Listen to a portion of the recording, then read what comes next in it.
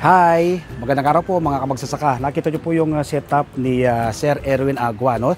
Dito po sa Bien Lettuce Garden, rooftop garden po ito, no? Maliit na space pero na-maximize po niya. Napakaganda po ng kanyang mga tanim, no? Weekly po ay nakaka-harvest siya, no? Stage by stage po yung kanyang ginagawa. Tingnan po natin yung stage 1 po na pagtanim ni Sir Erwin, ano? Yan po yung stage 1, ano? Punla, tapos din transplant. Tapos ito pa, yan. Yan po ang stage 1. Stage 2, yan.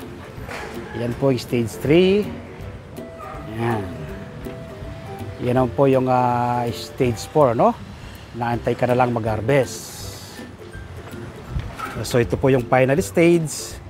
Stage 5. Ano? Ito po, sabi ni Sir Erwin, kapag ganito na, natutuwa na siya dahil pera na. So sabi po ni Sir Erwin na enjoyable and profitable ang kanyang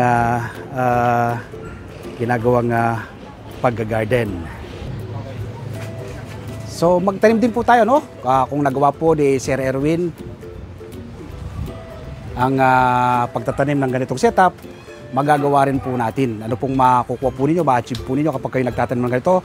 Una po, makakatipid ka. Pangalawa, masustansyang pagsasalo ng buong pamilya. At pangatlo, makakatulong ka sa pagpreserba sa ating inang kalikasan. Magtanim din po kayo. Kung nagawa ni Sir Erwin, nagawa ng yung lingkod, Magsaka Reporter, magagawa rin po ninyo. Maraming salamat po. Stay safe, happy farming and God bless.